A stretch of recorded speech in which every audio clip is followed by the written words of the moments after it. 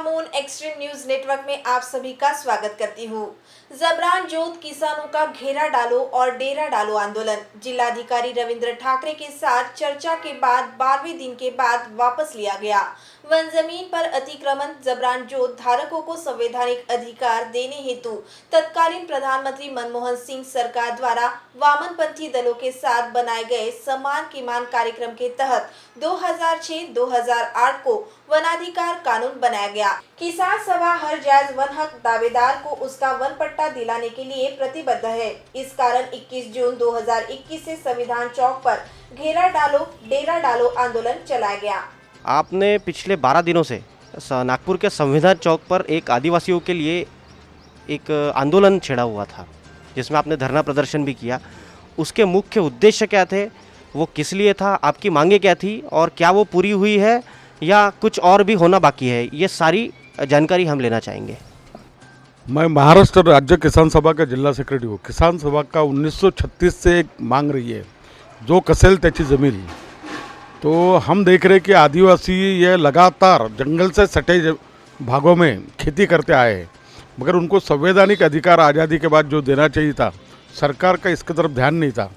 मगर ये काबिल तारीफ बात है कि 2004 में मनमोहन की सरकार अल्पमत में थी। वामपंथी पार्टियों के समर्थन के कारण वनाधिकार कायदा उनको बनाना पड़ा। ये वनाधिकार कायदा 2006 ने जो आदिवासी 31 दिसंबर 2005 के पहले से वन जमीनी पर अतिक्रमण कर खेती कर रहे और इतर पारंपरिक निवासी उनके साथ कि उनका 75 साल से उनका परिवार उस क्षेत्र में रहते आया, तो ऐसे लोगों को 5 एकड़ का ज़मीन का पट्टा देने का तय पाया गया, अधिकार दिया गया। 2008 में नियम बने और 2009 से लोगों को आह्वान किया गया कि वो अपने वन हक का दावे करें। इसमें 2 पुरावे होना था कि 2005 के पहले का तुम्हारा अतिक्रमण है, दंड पावती है वन विभाग की, 7/12 में नोंद होंगी, ऐसे दावे। आदिवासियों के लिए जात प्रमाण पत्र काफ़ी था। इतर पारंपरिक निवासी के लिए 75 साल से उनके परिवार का निवास है उस गांव में, उसके पुरावे देना था। 2009 में इन दावों की एक अच्छी नागपुर जिले में तो मैं देखता हूँ कि उन्होंने करीब 200-250 दावे मंजूर किए 2009 और 2010 में। मगर 2011 के बाद में इसमें एक रुकावट आना शुरू होगी। उसका कारण ऐसा है कि बहुत से पर्यावरणवादी संस्थाएं और वन विभाग इसको लगा कि बहुत सी ज़मीन या जंगल की इनको देने में जाएगी, तो इसमें अवरोध पैदा हुए। जमींदारी शाही के थाट के वन अधिकारी ये उनके दावों की जो फाइलें एसडीओ भेजते थे उसको गाड़ कर डालते थे, उसमें गलत रिपोर्टिंग करते थे और उसके कारण हम देख रहे हैं कि लगातार ये दावे प्रलंबित होते गए। और नागपुर ज़िले में मैं देखता हूँ कि ये 24% के ऊपर उसका इम्प्लीमेंटेशन अमल नहीं हुआ और इसलिए फिर किसान सभा को एक नतीजे पर आना होगा। आपको ये मालूम होना चाहिए कि देश के हालात बड़ी गंभीर हैं। मोदी जी सभी बेचते जा रहे हैं और ये पता चला कि जंगल का भी निजीकरण करने की बात है। तो अगर जंगल का निजीकरण का बिल आ गया और वो संसद में हुकुमशाही तरीके से पारित कर लिया तो ये कायदा निरस्त हो जाएगा 2006 का, फिर ये आदिवासियों को अधिकार नहीं मिल पाए। इसलिए हमने जान की बाजी लगाकर पिछले 6 महीने से तैयारी कर रहे थे, किसानों को तैयार किया, जबरान जोत धारकों को, और ये तैयारी करके उनसे ही हमने चंदा इकट्ठा किया। हम लाल झंडे वाले हैं, हम कोई पूंजीपति से चंदा लेते, जिनकी लड़ाई है उनसे ही चंदा लेते। तो उसके बदौलत ये जान की बाजी लगाकर हमारी तैयारी थी। महीना लगे 2 महीना लगे, हम बैठेंगे। जब उसका घोषणा ही ऐसी आती है कि जब तक वन जमीन का पट्टा नहीं तब तक घर वापसी नहीं।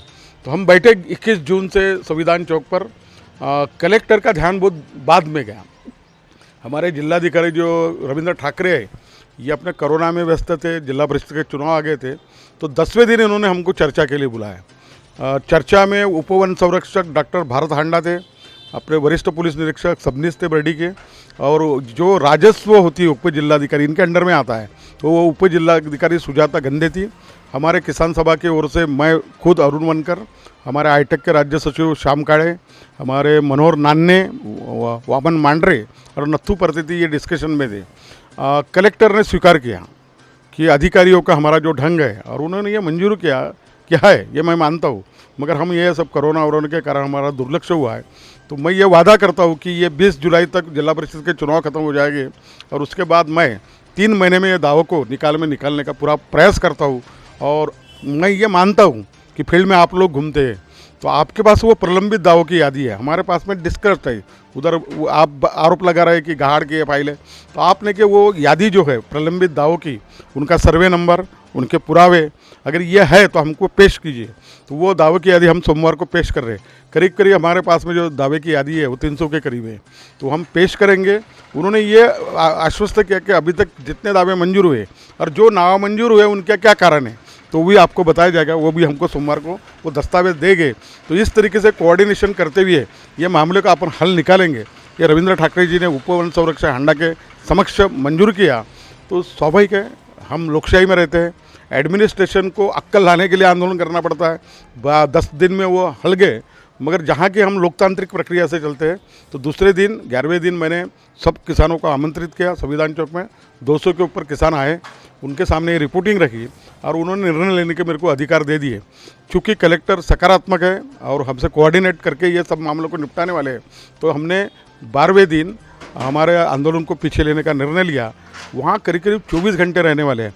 हमारे 20 से 22 कार्यकर्ता थे, तो स्वाभाविक है कि आंदोलन तो चलते रहा, रोज़ 100-200 लोग आते थे, मगर ये 20-22 लोग जो बेचारे 24 घंटे हैं, तो उनको किसान सभा के ओर से प्रमाण पत्र पेश किया। हमारे हाईटेक के राष्ट्रीय सचिव सुकुमार दामले के हस्ते, हमारे कम्युनिस्ट पार्टी के जिला समन्वयक युगल रायलू भी वहाँ मौजूद थे, दीपक बुग्गेवार जी भी थे। तो उसके बीच में हमने परसों, मेरी ख्याल से परसों की तारीख 1 जुलाई को हमने 4 बजे इस आंदोलन को समाप्ति की घोषणा की। मैं खुशी जाहिर करता हूँ कि रविंद्र ठाकरे जी भी जनमानस से है और उन्होंने ये महसूस किया और उन्होंने ये तय किया, तो ये चल के अपन वो जो आदिवासी निचला सबसे आखिरी तबका है, वो हमारे यहाँ आदिवासियों के लिए पैसा कायदा से लेकर घटना में 5वीं 6वीं अनुसूची है, मगर अधिकारियों को नजरिया नहीं। तो मेरा ये दृष्टिकोण हरदम रहा कि हमारा लाल झंडा ये मेहनत कष्ट का निचला, उसको वहाँ से उत्थान करना है हमको। हम जानते हैं कि हम विश्वास जीतेंगे तब हमारा राज की ओर, कम्युनिस्टों के राज की ओर हम बढ़ेंगे। तो उसी तरीके से ये हम सफलता हासिल हुई, ये व्यक्त करता हूँ। ये थे अरुण वनकर जी जो अपने विचार व्यक्त कर रहे थे। मैं मुकुंद चौरसिया, विशाल मेश्राम के साथ XNN न्यूज़ के लिए। ये थी हमारे संवाददाता मुकुंद चौरसिया की खास रिपोर्ट। हमारे चैनल को लाइक करें, सब्सक्राइब करें, शेयर करें और बेल आइकन को प्रेस करना ना भूलें।